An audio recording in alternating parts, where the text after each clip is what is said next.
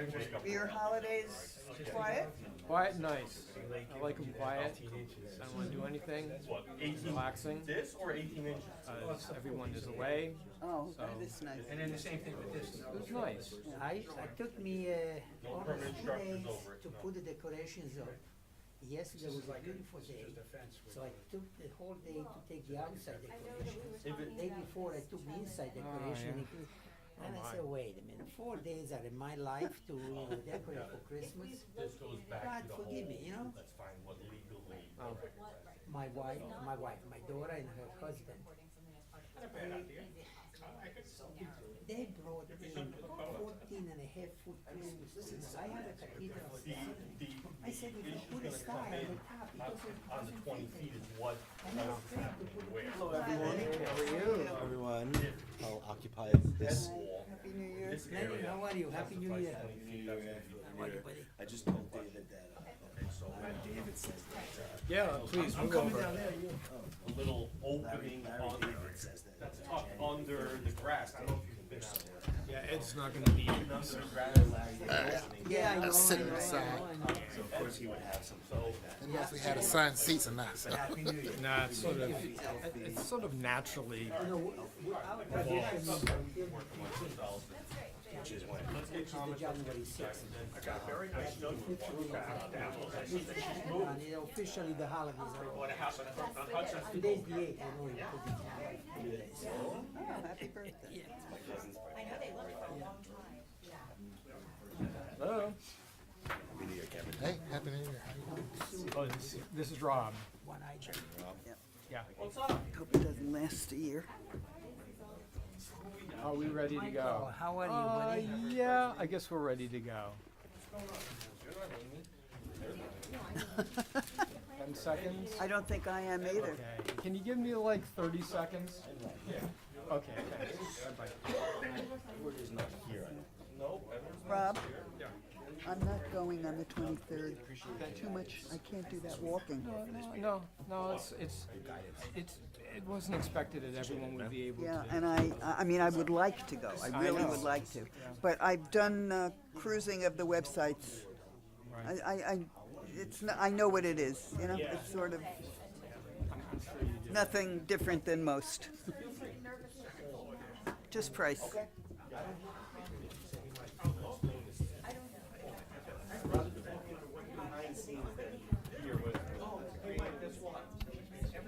Okay. Hello?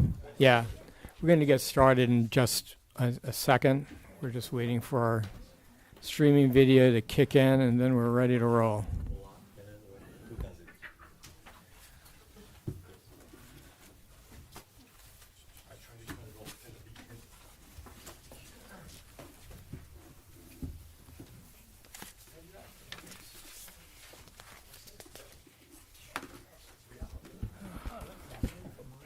What? Look at that beautiful model of the house. Yeah.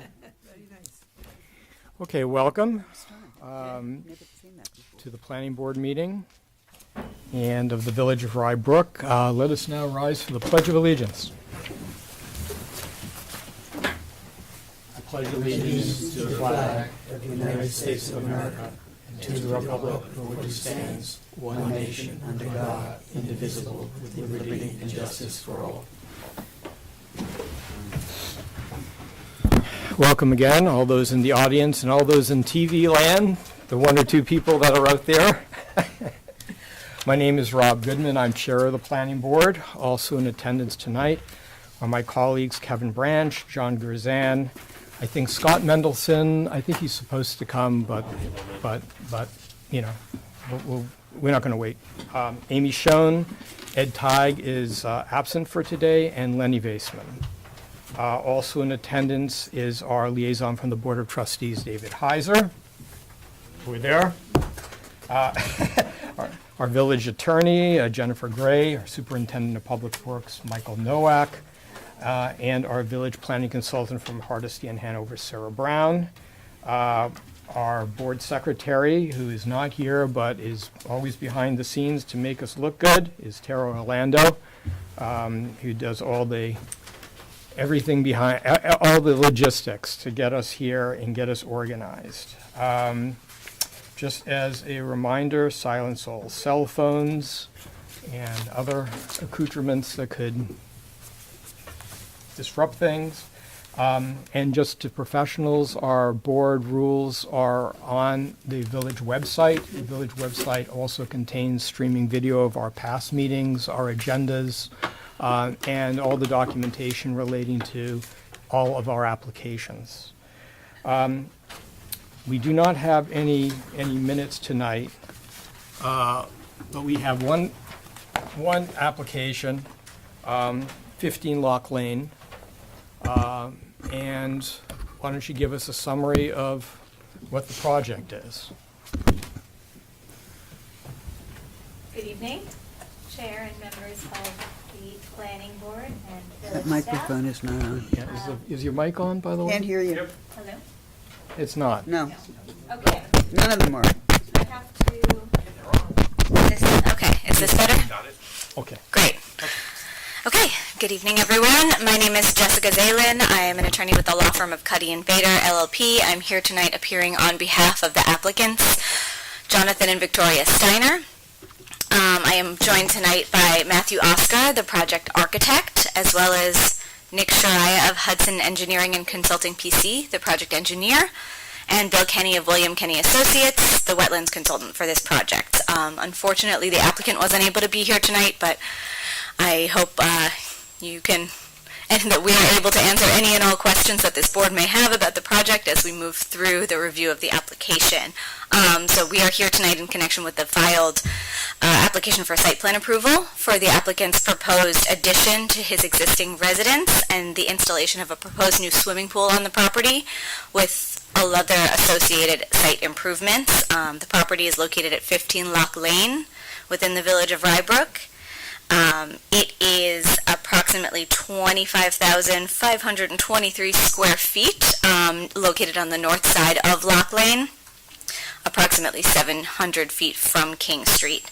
And it's classified in the village's R25 one-family residential zoning district. It's currently developed with an existing single-family residence. There's also a wooden deck located at the back of that structure, a garden patio area within the rear yard, and a paved asphalt driveway, some flagstone walkways, and other lawn and landscaped areas throughout the property. I'll just give a brief overview of the proposed design, and then I'll ask each of the professionals that have joined me here tonight to walk you through their plans in detail. The applicants propose a small addition to the northwestern corner of the residence, which will include some area added to the first floor of extending the living room of the residence, essentially, and then an additional portion of the extension will be on the second floor of the residence, extending the primary bedroom area. The applicants will also be replacing the existing wood deck at the property.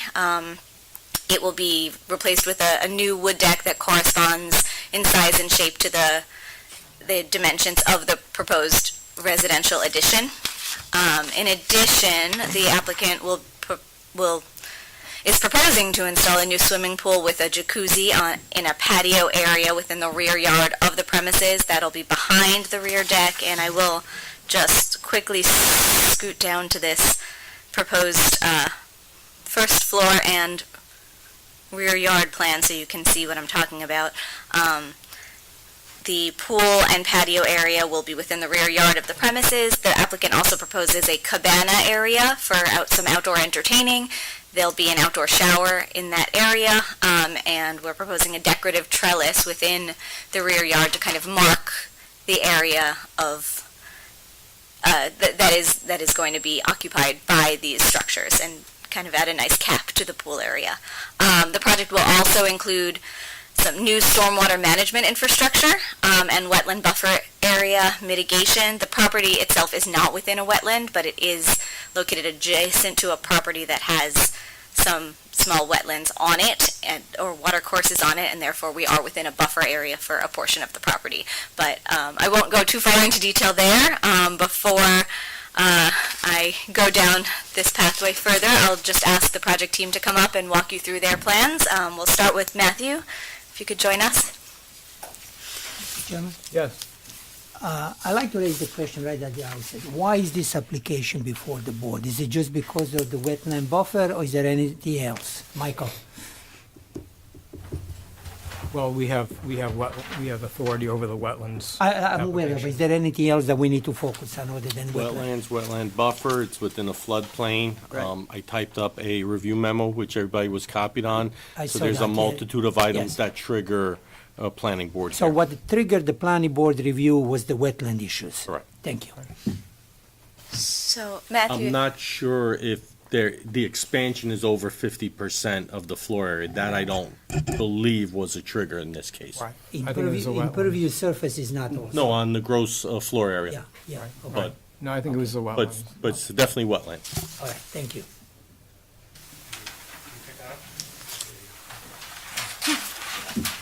Okay, Nice structure.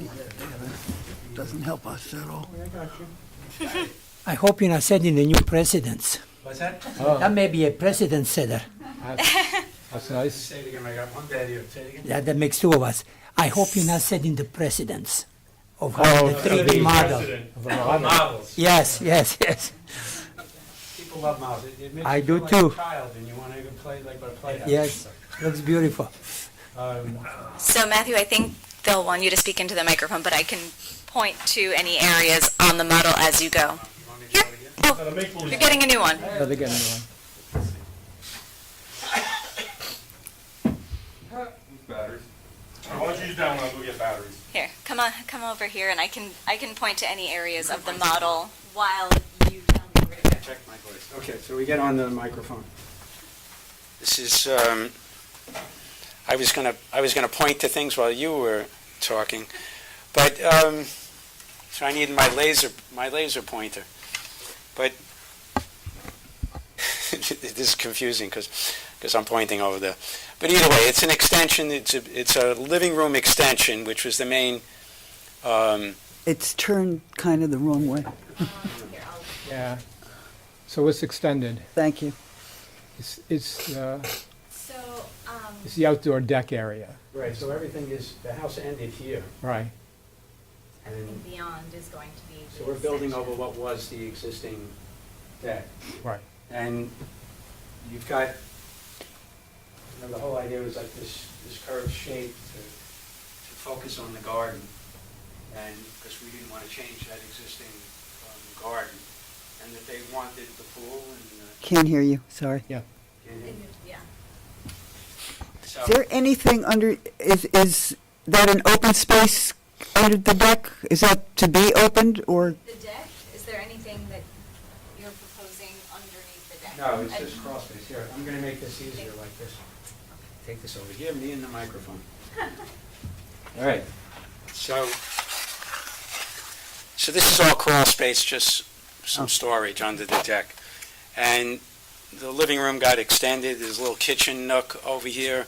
It's about the same square footage that they already had with their deck. And then a small area above that extension is expanding the bedroom. My client is about 6'6", and I told his wife that he needs room to grow because, you know, and so now they got a nice size bedroom sitting area, and then the space in the living room is close to about 10 feet and even higher. So then we made the deck above that, so you have to step up to the deck, just to make my life more difficult in order to detail these things. And then there's a little gazebo sitting area up there by the deck, and so that I have like two turrets that are kind of matching kind of a theatrical feel to the thing.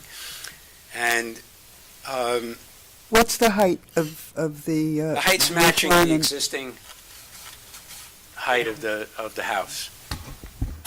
So, Navigate through the plans. What's So that? I can go through the plans, so we're at an elevation sheet, so we can demonstrate that a little more. right. Is it in? Here we go. Here's our elevation detail. So if you're looking at that west elevation, the scale is being maintained in terms of what the existing house was. I mean, as an architect, what I'm always trying to do is make the house look like that's how it existed to begin with. And besides to try to make you look twice. Other than that, then you're into the site plan and getting everything to work with, you know, that whole easement area kind of made it tight to work all these spaces in the existing site plan, and I think we came up with a comfortable, a reasonable proportions to fit the pool in, to have enough space around the pool, and to create this cabana, which is, there's an elevation A7. The cabana is proposed just for some outdoor entertaining space within the pool area, essentially just amenities to support the pool. Where Yeah, and the is idea the pool behind that is to equipment make going? it kind of like a gem on Pool the site as a equipment. feature. So our Component. pool equipment is proposed to be located, I just want to know where the equipment is Yep. going to go. It's located working on it. over here on the west side. Is it on your, And okay, it'll all so be fenced, it'll be fenced off with Can you shrubs point and to it? things like that. it's going to be over here. I see. How far is that from the neighbor's property, the nearest neighbor's property? Well, it's 25 feet plus minus 6, so it's 19 And feet. are you planning, you're going to screen that, right? That's where all the shrubs are. Right, okay. Like an acoustical fence over there. The client was... Can you go a little more into cabana? Gosh, that looks like another home. It's not quite that elaborate. I'll pull up a When you say better drawing for you. entertainment, that right away rings the bell in my head in terms of noise. I can appreciate that. I think what it is, I mean, it is, this is a whole masonry wall. This is a whole masonry wall along here, so it's like any sound that's going to be coming from here would either be going in that direction towards the existing house or towards the pool. But it's not, I mean, it's basically to watch a football game or some sports event Yeah. and to sit, at this bar over here and do a little barbecue. Right, they're proposing some outdoor dining in that area for just, the residents and their guests. They're not proposing a formal Outdoor kitchen and a bar. kitchenette, I would say, and some outdoor seating. As well as an outdoor shower, which we can touch on. And the fireplace and, it's like an outdoor small living room. It's almost like a second home on the site. I would call it a man cave, the way it's, Pretty big cave. it's Well, the current, it's the current. Does it have a kitchen fad. inside? Excuse me? so it's an outdoor structure, It's an outdoor correct? kitchen, the type of kitchen that you'd see on a. You have no Outdoor kitchen wood deck. facility inside? It's not an enclosed structure. Okay. Explain how many of the walls are open, maybe. Yeah. It is all open with, we're entertaining the possibility of maybe putting some screens down in the winter, but we haven't gotten to that. At It's this basically point, open on 3 sides. right now, it is opened on 3 sides. Yes. Open. So Open on 3 sides. the far side. I have another model of this in I my would car. love that's the one I like to Except see. I didn't yes. want to distract everyone from the trials and tribulations that I go through as an earlier design, and then it changed and it changed. But the cabana pretty much remained the same. So Michael, when I look at the zoning compliance page,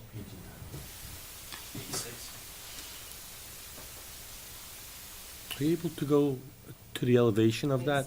A7 is the elevation. A7? Sure. That might help for it. Yep. Thank you. And if you could zoom out a little bit. If you want, I'll bring in the other model, but I want to, Michael, Michael already saw it. It's right there.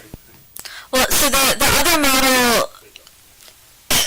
Excuse me. may I just ask a question?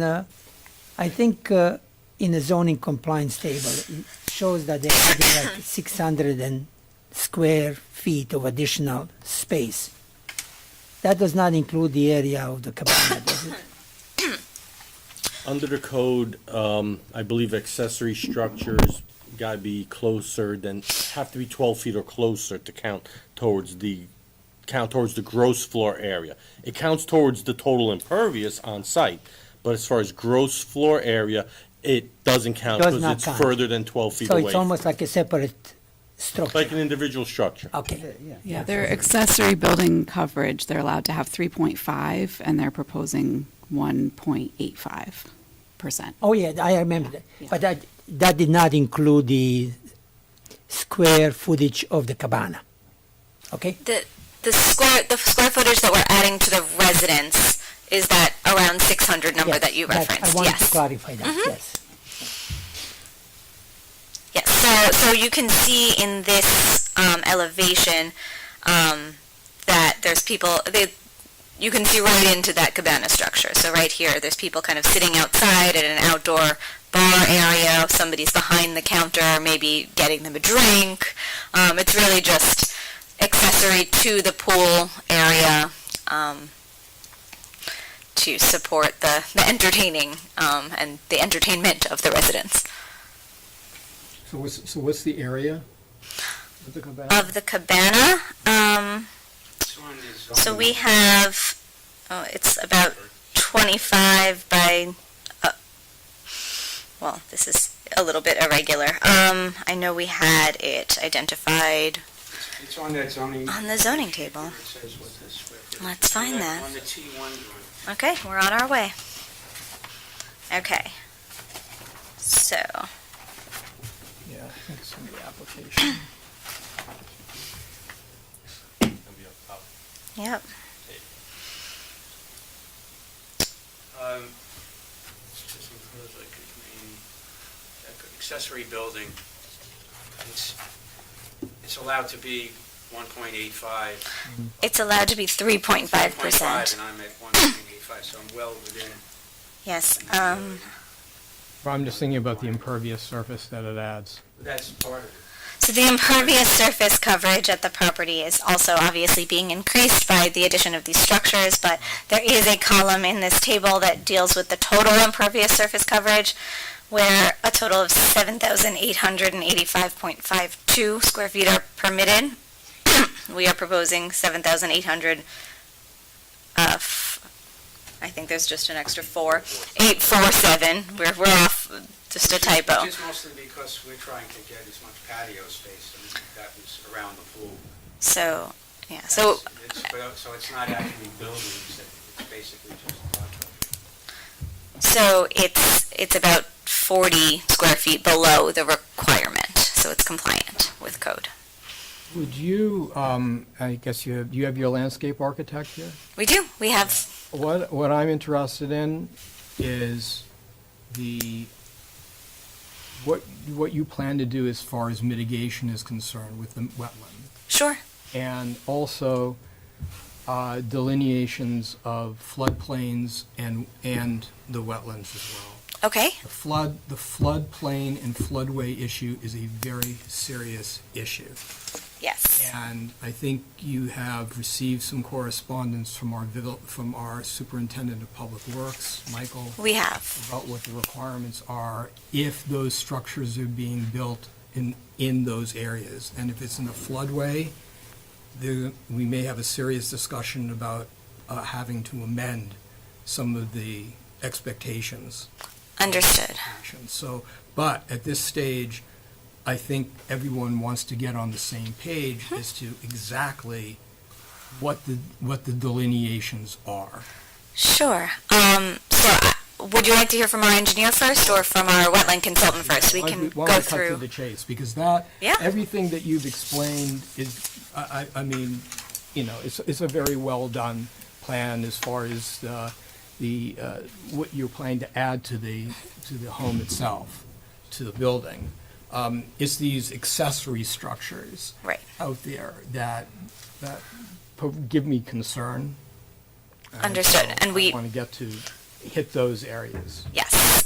We do plan to respond formally in writing to all of the comments that that we received from the superintendent before the supplemental submission deadline for this board's next meeting. That being said, we have some preliminary thoughts and an initial plan that we'd like to share with you all. So, Nick, would you like to join us? Yep. This is you. Good evening, Nick Soraya with Hudson Engineering. Whoops, 1 second. I think I lost it here. Close out of. Is that one? I think we closed out of the internet. I'll get it back. Okay.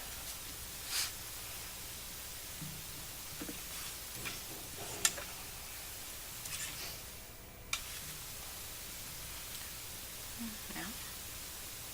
There it is. We want to. There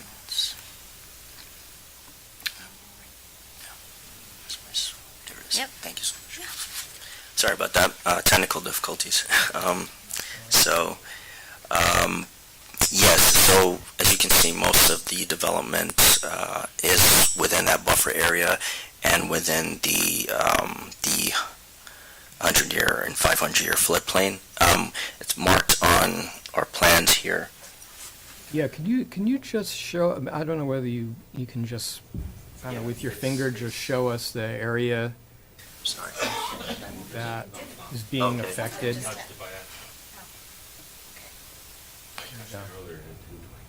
Okay, sorry about that. This kind of shows it a little bit clearer.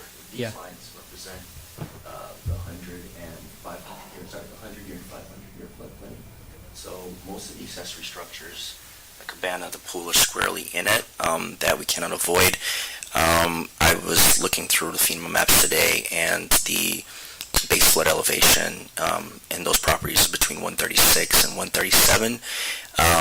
Michael had made the point that we should get our topo updated so we can confirm exactly, if we'll be above that flood elevation, or if there's something we'll need to do to mitigate any flood storage loss as part of what we're, proposing to do in the backyard here. So we're in the midst of, getting that information and, responding to that very pertinent comment. So I can't give you a firm answer on what it is right now, but we will have that information to respond to and make a plan for work with that. our staff, work with Michael, and Sure. then, we want to help you. Correct, And yep. This is not an adversarial Mhm. proceeding. This is, if we can make an application saying, we will try to do that.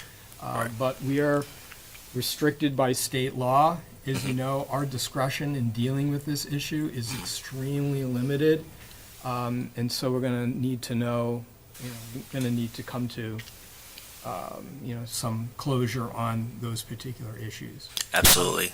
Michael, on the issue of the floodway, is any of the structures impacting that? They're in the floodplain, but if they're in the floodway, that's a serious problem. Yes, they are impacting it because they're solely within that area. So there's a survey in the file previously noted, and you see the hatched area on this? Yeah. That's the floodway. Yeah. So basically, That's the floodway. anything within that, which is basically from the front edge of the pool back, almost, hypothetically, is within that floodplain. So, once again, we followed the recommendations from FEMA and their guidelines. We are part of the flood insurance program, so we do get reviewed by FEMA from that regards. I did reach out to contacts at FEMA. I sent them the plans for feedback, have not heard from them, but remember, the code is written that stipulates calculations need to be submitted that no increase in flood elevation shall be a result. And it stipulates no increase. It's not like 10%, it's Right. no. There's So, right. that's calculations that Hudson Engineering is going to do. I've been in touch with them, I've spoken with the client's attorney, there's open channels here, we spoke this afternoon even about stuff. So, That's all flowing, they just need time to do it, but the board needs to think about it.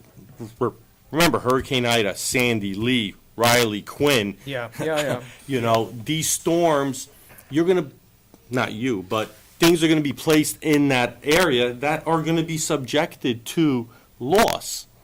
And Right. in doing such, that violates the NFIP program. Right. Where then Yeah. there's Yeah, no, there's- repercussions to residents from a flood Yeah, insurance. there's a So- period of horrible. So it's a reciprocal Yeah, thing. no, I got it. But This- they're gonna do their due diligence, they're gonna do their homework. As early as this afternoon, we've, Yeah. talked about it. We've exchanged some maps that were found yesterday that they got, so they're working on it. Yeah, but what I want to sort of make clear is that it may not be possible to circumnavigate some of this stuff. Use the mic, Rob? Yeah. And my suggestion, and I'm only one of whoever is here, I don't speak for anyone, I'm just speaking for myself, but it seems to me that some thought may need to be paid to revising the plans to try to mitigate some of these problems that we're talking about. That may not be consistent with what the applicant wants done, because as homeowners, we want to do what we want to do, but we really may have our hands tied on this in what we can allow. And of course, the reason why you're here is that every project affects everybody else. And we have a major issue with drainage and water here. During Hurricane Ida, which was supposed to be a 500-year storm, it hit, and there were lots of portions of the village, including areas that I think were near your applicant's resident, that were completely underwater. So we do not want to do anything to exacerbate that potential problem, not to mention the regulatory issues that Mike is raising, which is that for us to get support from the federal government in helping to mitigate the issues, and we're part of this program, we can't start approving projects that are in violation of regulations. We don't have that discretion. So that's just, that's just my input, because I don't want you to be expending resources trying to hit square pegs in the round holes. Yep. Yes, we definitely do understand that. And we've also taken a look at our stormwater approach as well. Being that we are squarely in that floodplain area, we've done exploratory field tests, we've done deep hole testing and percolation testing in the front, which Michael has observed and, record those results. So, and the front of the property, which is not a part of the flood area, is suitable for infiltration. So our stormwater design is to take everything that we're proposing. It might be altered, as you stated before. Some stuff might need to be revised, but we are taking the entire house and whatever we're proposing in the back will all be directed to Caltex in the front. We've, like I said, done all that stuff. So I was about to ask, all the stormwater, the Caltech units, I don't think they can be in wetland buffers. No, we've taken a look at that. So I've actually gone back and taken a look at our design, and everything that we're is accounted for on the site presently. The existing house, all the roof leaders, everything that we're proposing, the cabana, the pool, patio. Even though some of that stuff might change, we do have the capacity and the ability in the front to collect it for the 50-year storm, which is what the village recommends. So we have the capacity to do it. And our next plans will show that. So we'll be squarely out of the floodway and floodplain with the stormwater design. Right. And the driveway too, I should add. Right. So. And as far as the wetland buffer and the mitigation of impervious surface, that's sort of the next question, is what sort of mitigation you're proposing. There's a lot of mitigation to be done. If you read our board rules, our preference, it's more than actually a preference. It's a requirement unless we find good cause. Otherwise, to have mitigation done on site. So, and by the way, I know that if things do change, that could change Two fingers. the amount Oh, of it's- mitigation that has to be done. So Of course. I'm not holding you to anything. We have a mitigation plan that we are prepared to present tonight, and I will let Bill take it away. Too soon? Too soon. Yeah. we Okay. don't- And if I could speak briefly. Yeah, okay. We don't want you to, with the things, because we're sort of in a fluid situation here, we don't want to waste your time. Sure. Even though it may seem it's too early, it's important to talk about it because Right. the extent of the work means there's a lot of restoration that needs to be done. So it's good for the applicant to hear the feedback and for the board to see, because they may not be able to do it, or they may be able to do it. So Right. we need to kind of set that tone now, because it's not fair for them to go back and spin their wheels either. I agree. I agree. Fairly put. So proceed. Okay. Good evening. I'm Bill Kenny. I'm the principal of William Kenny Associates from Fairfield, Connecticut. I am both a wetland scientist and a landscape architect. So we started by working on the project to check the property out to see if there were any wetlands on the property. According to your code, we didn't find anything on the property. There is that small pond immediately to the west, and with the culvert coming through the property, a little water course, that stream or ditch that comes off the end of that pipe that goes into that pond. So then you have the buffer that extends from there. And we calculated the amount of new impervious within the buffer area, and that's just under 4,000 square feet. And so we've put together a concept plan at this point, really to show you how much area of new planting, of native planting, would be required. And so it's a very simple drawing. There's green areas, and then there's green areas with a green line hatch, and that line hatch area is the area that we've calculated to be twice the amount of new impervious cover. So all that area would get planted with native plants. We have a preliminary list of what type of plants it might be, but so it's conceptual at this point, and the main objective of the drawing at this point was to show where that area could be and the size of that. So that's, Right. Have you submitted a landscaping plan yet, or? this is, it's in the record. It's on your website. Yep. Okay. Just to clarify, our initial site plan submission did not include this plan. We subsequently filed the wetlands permit application I see. just this Okay. past Monday, and it's been added to the record on this application as well. It was linked on the website to be able to access it. Right, Here. right. It may be premature, but Sarah, do you have any comments concerning the landscaping? We did not have a chance to review this, but I will say, generally, what we do get, we don't just do a general area plan that says it will have these plants in it. We need to know where everything will be planted. And my biggest concern is that I'm assuming some of that area is going to be lawn area, so we want to make sure that it all makes sense. Yes. Mr. Kenny, you concluded based on your delineation that there are no wetlands on the site, On the property itself. on the yes. property.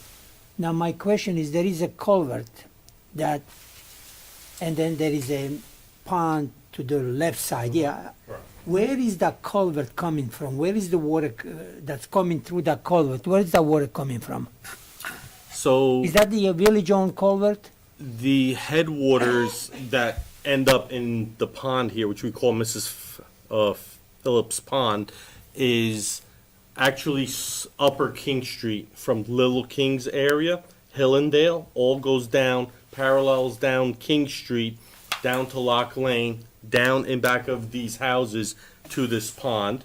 Subsequently, there is a tributary brook that starts from the arbors, comes from the arbors through properties on Hillendale in the area of 50-55 Hillendale, cuts across and comes down and behind houses on Hillendale, down also into this area, and then goes into the pond. So there is mapping that we were able to locate that shows it as village infrastructure. It was designed by Dolph Rothfeld.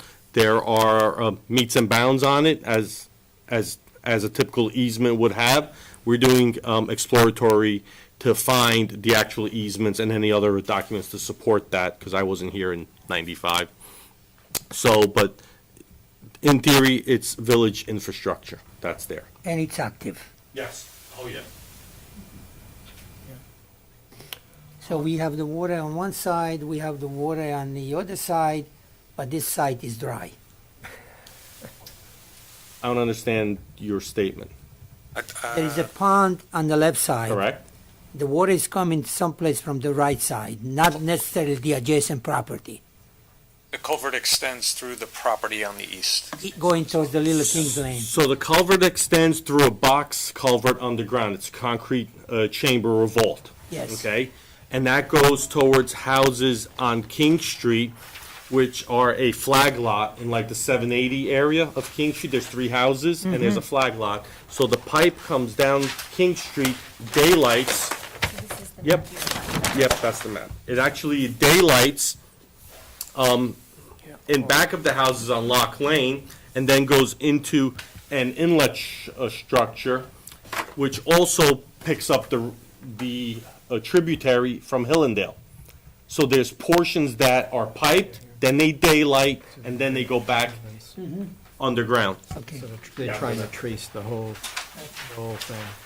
Here I you go. got you. So here's King. King Street. So we have a brook that comes down here, right, it's shown here. Here's the brook. It comes into an inlet structure, okay? And then there's another channel that comes up Hillendale. Okay, so both of these are coming into here and diverging, and then going out to Mrs. Phillips Pond, goes in through the pond, and then in between her house. Where this stream continue, doesn't go this way? No, Continue- no, it goes pipe. This comes here and goes in, and then there's a separate brook that comes down Hillendale, comes in, so both of them converge onto So this this is head in effect. And stream- then it stream branches that's, in two ways. Channel. Yeah. Basically goes underground, and then there's a few inlets If on this this property. stream was not channeled, then this could conceivably be a wetland, It would be a brook. a brook, a wetland, It would be a flowing brook a wetland. with potential wetland, yeah. Yeah, that was my point. Yeah, this we just found. So the yesterday. reason that we have this as a dry land right now, because we have a culvert underneath. Correct. It basically was not. It was channelized for Right. Okay. whatever purpose back in '95.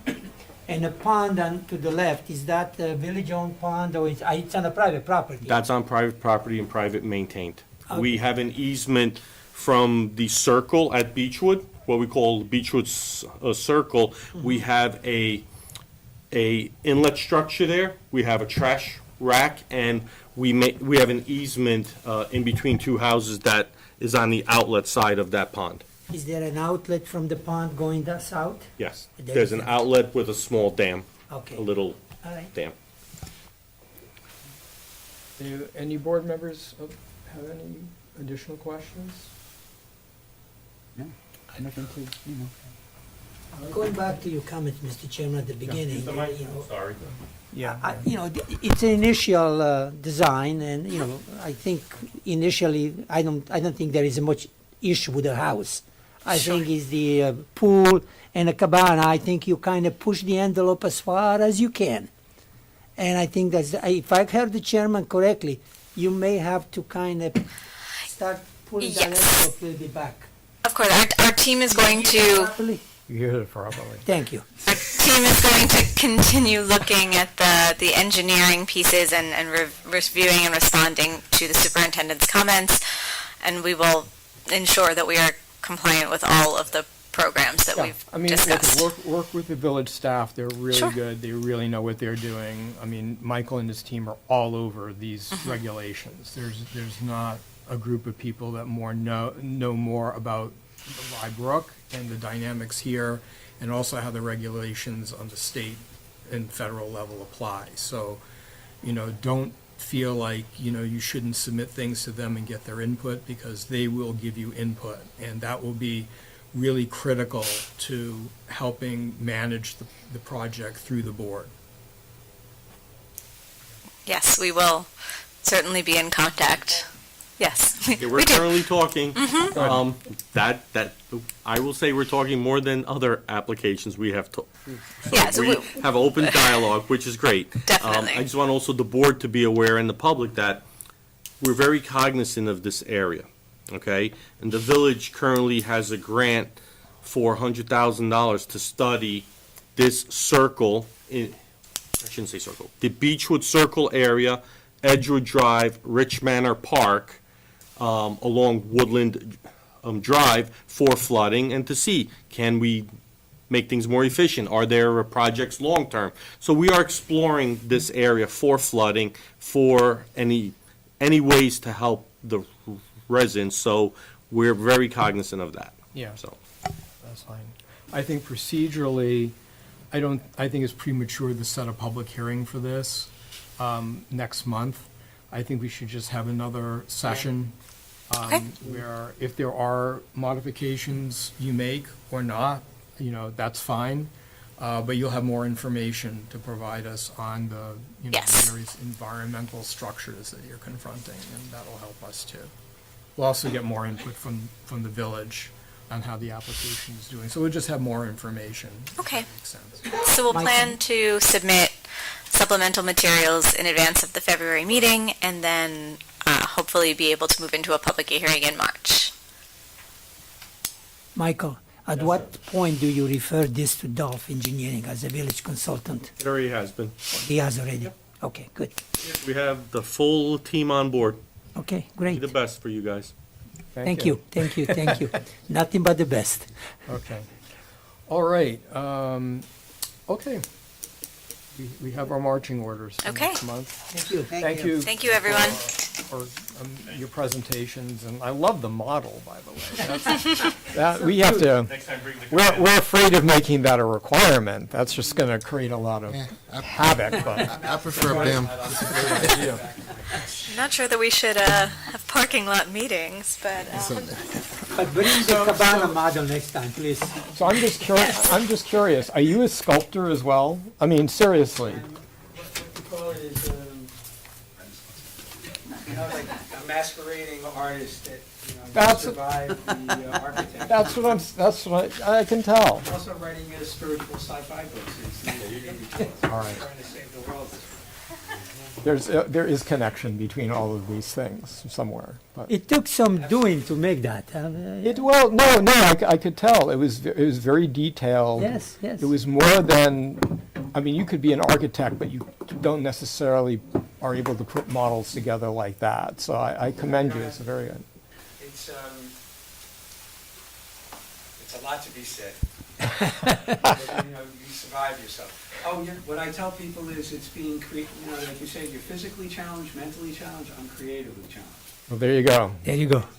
There you go. Well, then they have the right person on the job. And you have moments like this where people say outrageous things to you.